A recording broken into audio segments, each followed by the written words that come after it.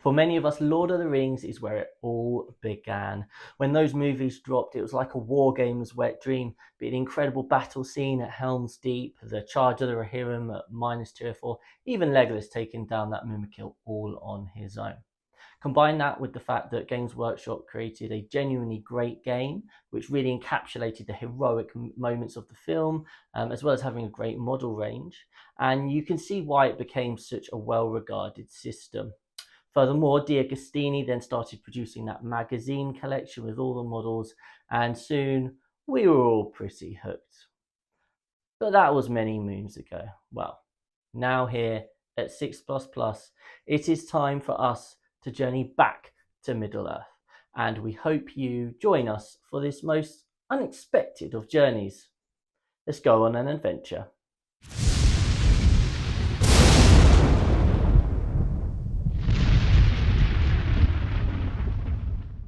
So what is this series going to be about? Well, it's pretty simple, really. At least monthly, we're going to be tracking our progress and our descent into the world of Middle-earth. We're going to be tracking how we go in terms of collecting our armies. We're going to be talking about our learnings, how we play our games, any tournaments we go to. It's going to be kind of your classic Tale of Four War Games vibes. There's going to be a number of us doing it, some of whom will be on film, some of whom won't, some of whom will chip in occasionally. So each monthly episode, you will see some of us. You won't always see all of us, but we'll all decided to be collecting different armies, and we're all going to be sharing kind of our understanding of the game, how we're building and painting our armies, and maybe potentially how we get on at any event we go to. It's going to be very relaxed, very chilled. I can't wait. I'm so excited to be getting back into this hobby. So yeah, that's the introduction over and done with. Let's go and meet some of the crew. Oh, come on, we can take them. It's a long way.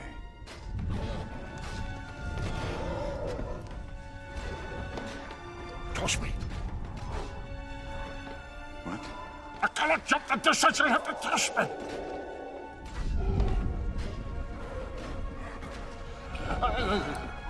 Don't tell the elf. Not a word. Hello everybody, Tom, the very lowest of men here, ready to embark on a Middle-earth adventure. Obviously, this is something we've been mooting for a little while. It's been very, very exciting with the run-up to the new release for this system, and this is a game that me and Chris have talked about many, many times as one that we were really keen to get started in. And obviously the reboot is a great opportunity to do that. So I'm going to do as Chris has bidden me and talk a little bit about my background with the game, and then talk about what I'm going to be playing as we start content. Obviously for me, a lot like Chris, I was a sort of Lord of the Rings baby in this hobby. I started playing it with the goblins and the high elves when the Fellowship game came out, and I would play with my very, very patient little brother who was a couple of years younger than me and didn't really understand the game particularly well, but was always up for having a go. And we would play in our dining room. I have very fond memories of us painting as well in there when we were kids, and had a lot of fun with it. Could never really play the game particularly well, but was very proud of it and enjoyed the models I had. I remember having a metal cave troll. Sadly, that's long gone now. But a few of my old metal models I do still have from various armies. And I think what I'm excited about with Middle-earth games is just how sort of themed and narrative looking the armies are, how chunky the characters and the heroes feel in the game, but also the range of different sort of themed options that you have, and the ways that can help you to sort of develop a really interesting set of mini armies almost. And I think by all accounts the rules for the new system are going to encourage that even more. So for me that's massively exciting. And I will, of course, being the lowest of men, be playing baddies from the start. Now I think it's always good to have some good guys, and I'm going to probably look at Lothlorien because I quite like the sort of the armor of the Lothlorien elves, and Haldir is one of my favorite characters from the movies as well. Really enjoy Haldir. So I'll be doing that in the future.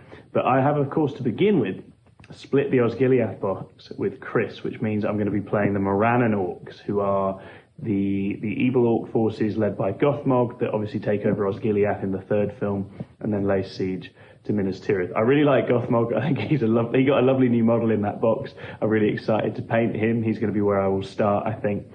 But obviously the Morannon orcs themselves are nice, solid, chunky armoured orcs.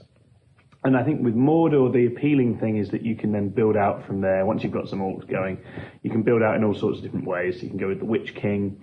You could even build into sort of the old style orcs with Sauron leading the way. And I think there's tons of options there, tons of little characters. I've still got a few metal orc captains and shamans and stuff that I can paint. I've got some Warg Riders. So I think there's lots of scope for building up quite a diverse force from there. A sort of a Mordor troll also definitely very much appeals. So I've found some very good painting guides online, and I will be starting to get those painted using primarily contrast in the coming weeks, building up my evil force. And yeah, Gothmog and some Morannon orcs to start, maybe get a troll, some Warg Riders going on as well. And I do have the Witch King from the Mordor battle host as well to add to the fray later on. So that's where we start, get all the baddies done, get a nice little evil force going, and I'm going to indulge and branch out as we go. Lothlorien and Mordor to begin with, starting with the baddies, hopefully do battle with Chris's Knights of Minas Tirith as soon as we possibly can. So if anyone's got any pointers or tips for the kinds of units I might want, then do let me know. Really excited to get started. The age of men is over. Time of the orc has come. I feel something. A slight tingling of fingers. I think it's affecting me. Yeah. What did I say? He can't hold his liquor.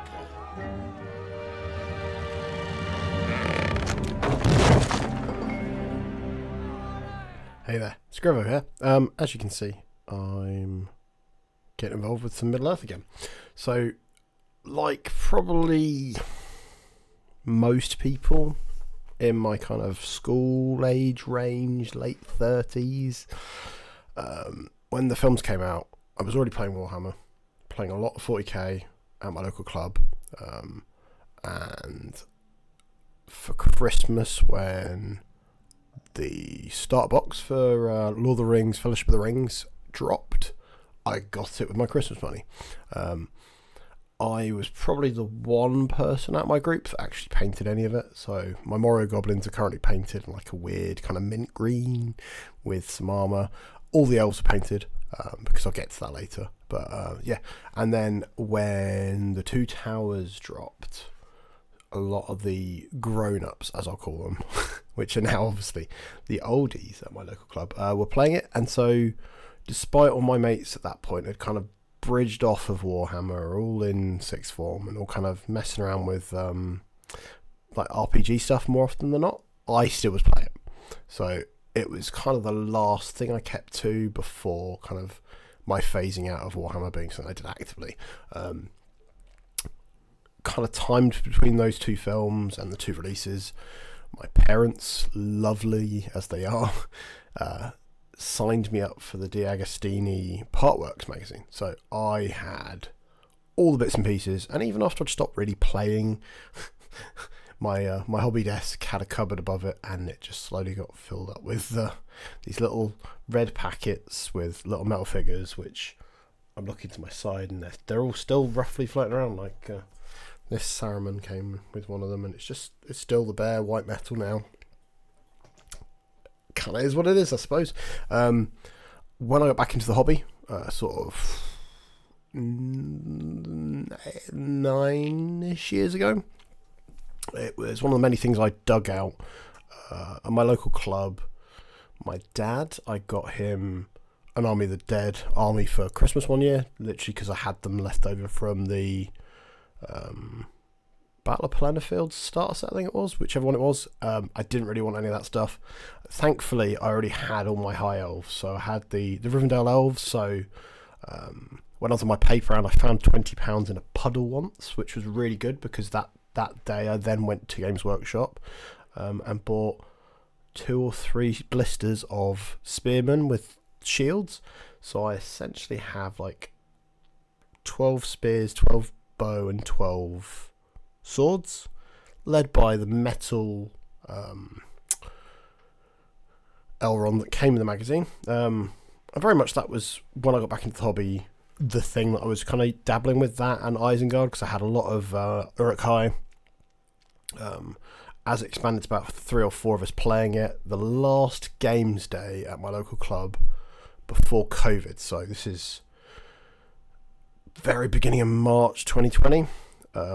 Was my last time I played Middle-earth, and I took Isengard because I had a painted Saruman, get it right, and a bunch of Uruk-hai. I'd painted up some of the scouts. I'd bought some crossbows off of the web store. I'd painted up the troll. I already had a cave troll from back in the day, so very much I'm already kind of there. I started buying wood elves during lockdown, just kind of going, I want to do some Mirkwood elves, something a bit different, more modern sculpts. So I've got a lot of Galadrim foot soldiers and the Galadrim knights sat bare plastic, built, ready, and a Thranduil. So because I kind of like the idea of doing a Hobbit army as well. But what I'm going to focus on whilst we're kind of progressing is I've bought or been bought over the course of the last 4 or 5 years a lot of the new releases. So the updated Saruman I got 1 year for Christmas. I built it and it's sat there.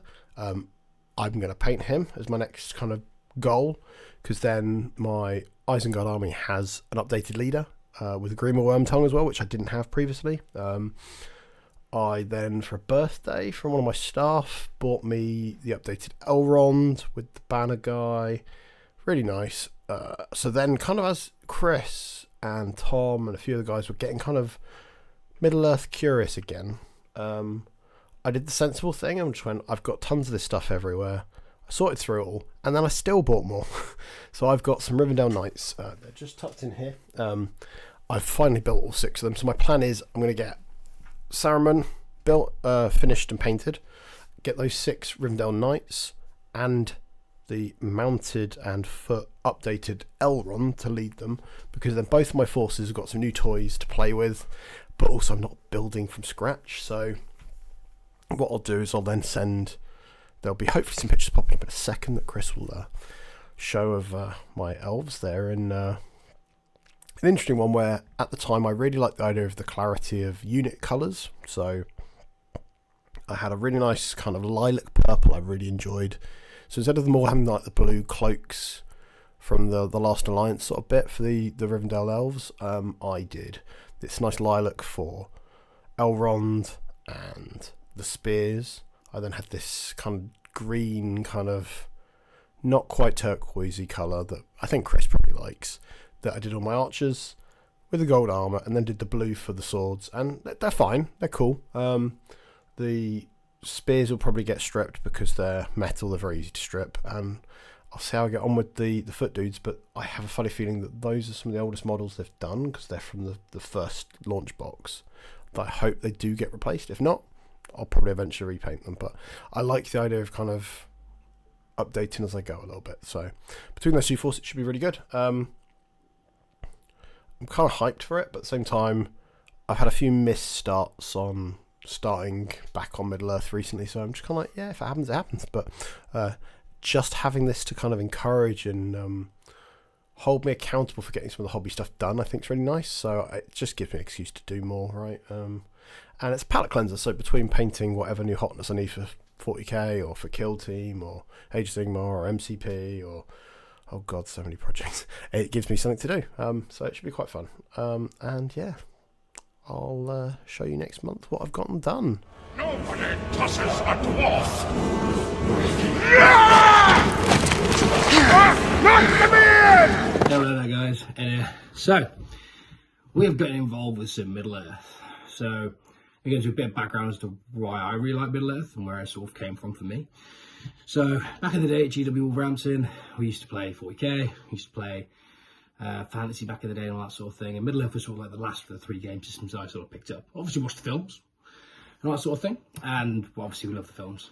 Films are great to watch, and you know, many, very cool heroic moments. And one of the models that I really liked at the time was the Balrog, and like the Mordor stuff, like the Wargs and Gothmog and all that sort of thing. So my 2 armies, which were for good and for evil, was the Wargs, which was Wargs, Gothmog, run at people, just try and charge them and run off. Really hard with 5 skill 3, but we were there. And then we had the Rohan. The Rohan were really cool. So it's like the Rohan charge. The Rohan, the idea that like you got loads of cavalry running through ranks, and when they just charge into the side of the orcs in the big moment, made me really like them. So those are the two armies I sort of went for.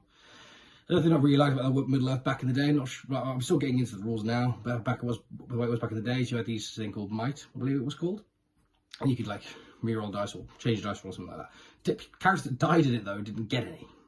And there's a captain who was part of the Rohan group, the one that died from walks, and I really liked him because his rules were quite good back in the day, apart from the fact that he didn't have any might. But yeah, so I'm looking forward to get back into it. Looking forward to see where it goes.